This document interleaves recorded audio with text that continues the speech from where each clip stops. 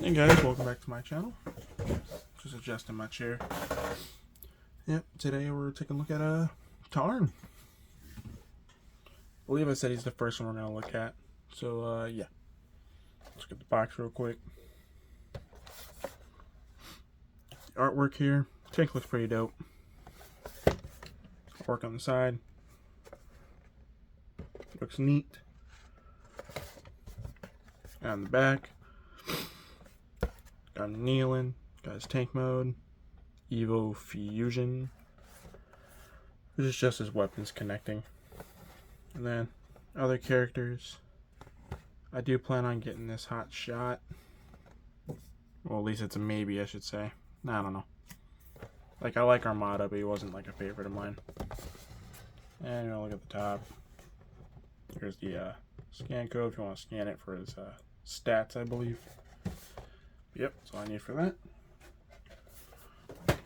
Alright, now let's get this guy out of here before he murders him. So, situate him real quick. Get everything out of here. Alright, give it a quick adjustment. Boom. Alright, so here he is in his robot mode. As you can see from the details, it's pretty damn accurate to how he looks in the comics. Tarn's a favorite of mine. I forget the name of his Autobot name, but he has this special ability where his voice can turn off tech. And he fine-tuned his voice to where he was able to essentially shut Cybertronians down just by speaking to them.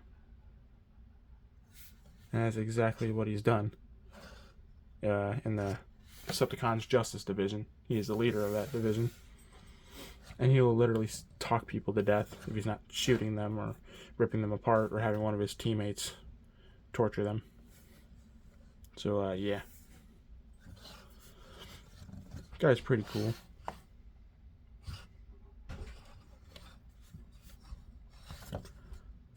My one little gripe I have with him is the cannon here. It's a slight little gap, but it's just due to the way the cannon's molded. Can't really do nothing without damaging the figure, so I'm not going to do that. I really like his head sculpt. Like, that's really dope how they did that.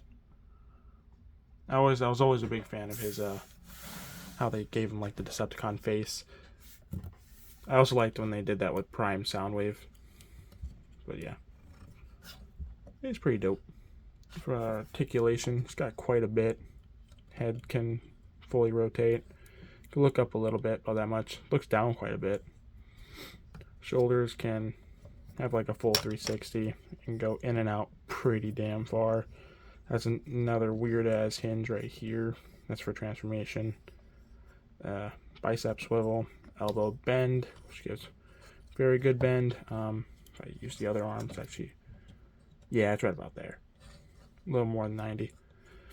Hands rotate as well. And the hands also open. That's nice. I like that. Has a good waist rotation.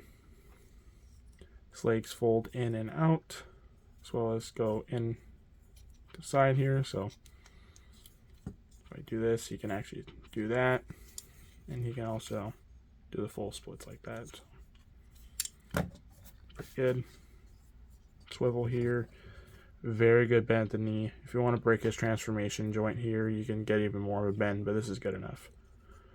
And then his feet can bend pretty good forward and back.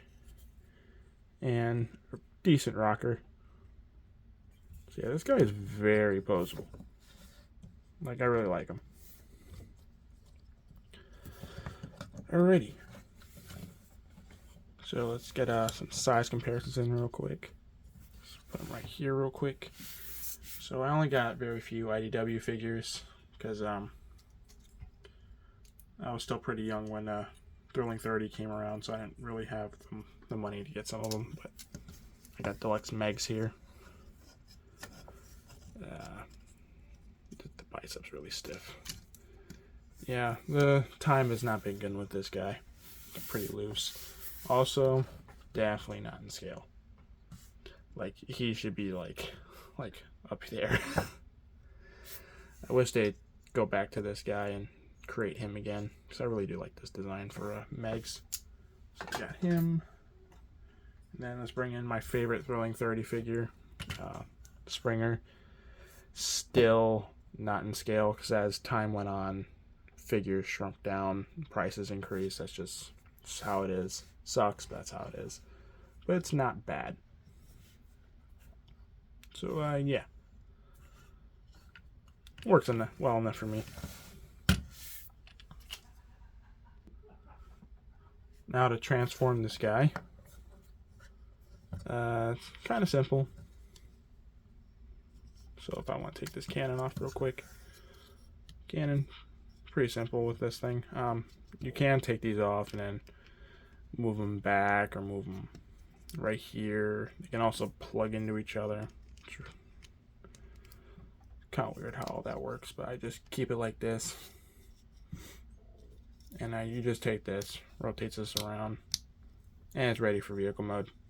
Just put this to the side. Let's get in the vehicle mode. Now, the chest bit, I believe this part, it does like to pop off, and it is clear plastic. Gets me a little worried, but it should be fine. So I want to do some prepping before we do this. So I want to rotate the arms around and rotate the hands.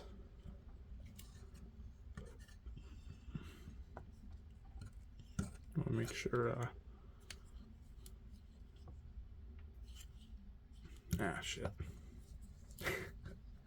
Well, rotate the hands around. Start with that.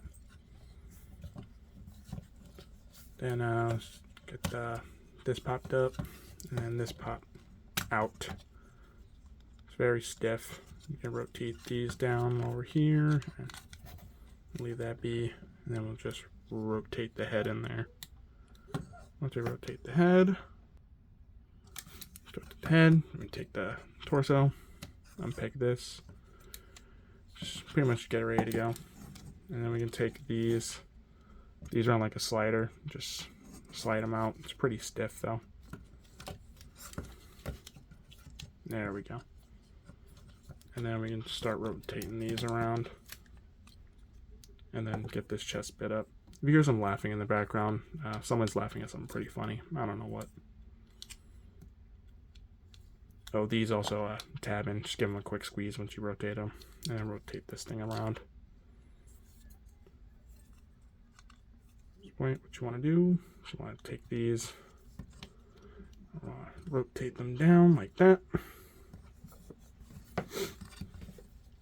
And then we want to get to these legs. You want to fold the feet in, and you want to break the joint. Mine pegging very well, which is good. But you want to pop these out. I want to get those popped out as soon as I can because it's easier to do it now with the legs separate. And then there's a couple tabs right here and slots. It's like this tab goes into the top here, and then where's the other one? There's another one somewhere. Yeah, shit. Guess it's just the one. But yeah, just fit it like that. Yeah, I'm not doing a good job here. And just get the legs orientated like that. At this point, you want to take the arms. You want to unpeg these. So these have a very snug peg in there for me. So it's like to unpeg those. Do that now while I'm here. Especially this one. This one really tabs in well. You want to take these bits and you want to rotate them out like this.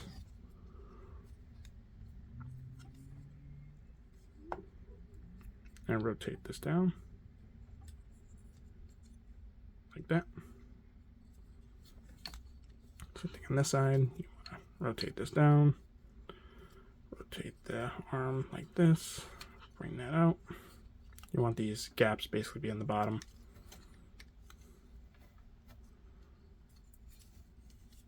Then we can push this down at this point.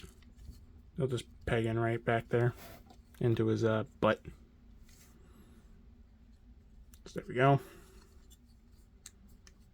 And once you got the arms situated like that, you want to bend them in. And this tab will go into that hole in the arm.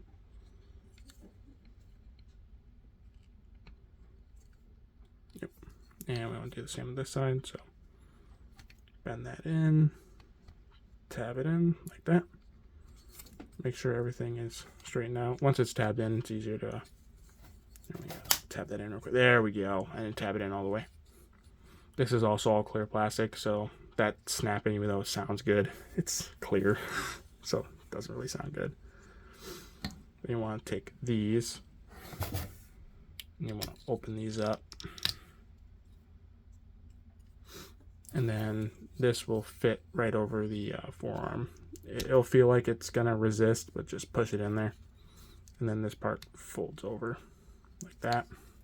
Same on this side, so just open this up. And you want to fold this over. And force it on like that. Clip in right there.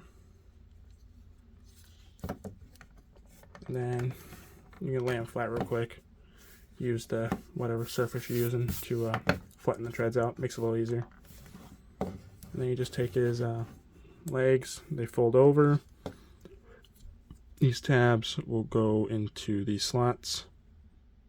And then these tabs will go into these slots on each foot. And you just line them up.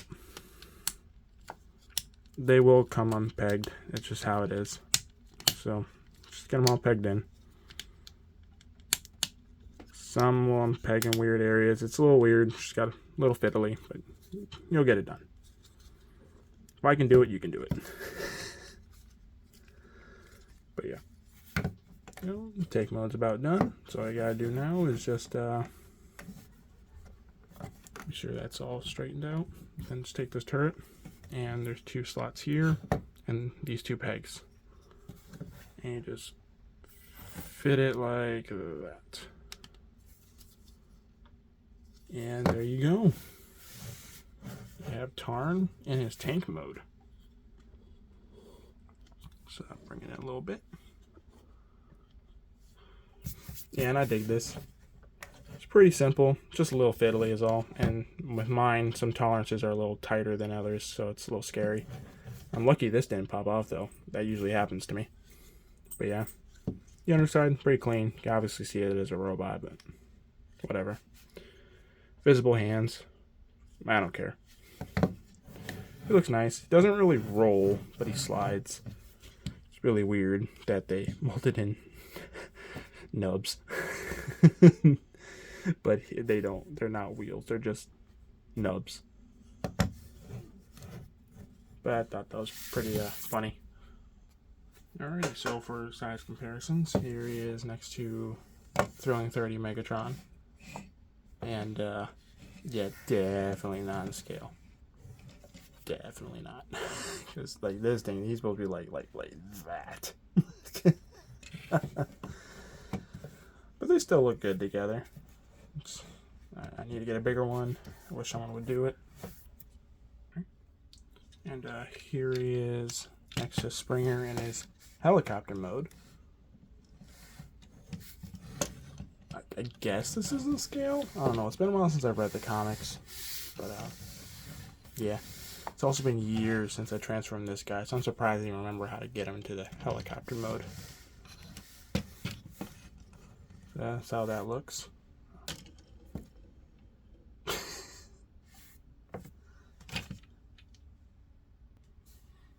Alright, and here he is with Springer in his car mode. God. Yeah, still looks good. Man, look, give Torn a break for a second. I still can't believe how good this figure holds up. I don't even have the Siege one or whatever the newest Springer is, and I don't care to get them because this Springer is enough. Yeah, this guy's dope. But yeah, that's how they look together. Alright, and one final figure to look at. Oh, I just realized this thing. Oh, that explains that. So I was like, why is that popping in and out? That's why. There we go. Plug that back in. That final figure to compare him with, Starscream, Thrilling 30. I have the Armada Legacy one, but I just not gonna bother. So there we go. I believe they're supposed to be the same height too, but I always see Starscream being a coward and being small, so this works for me. But yeah. Overall, how do I feel about this Tarn guy? I think he's pretty dope. I like his vehicle mode. The robot mode's fucking badass. There's nothing really more I could really add to this. Otherwise than, if you can find him, or if you see him in stores, I suggest getting him. If Hasbro Pulse ever gets back in stock, check there. Yeah, he's worth it. Him and his wave mate, I'd say, are worth it. But we'll learn more about him later, or how I feel about him later. But yeah, that's my look at Tarn. If you liked my video, please leave a like, comment, and subscribe. I greatly appreciate it. And yeah, thank you for watching.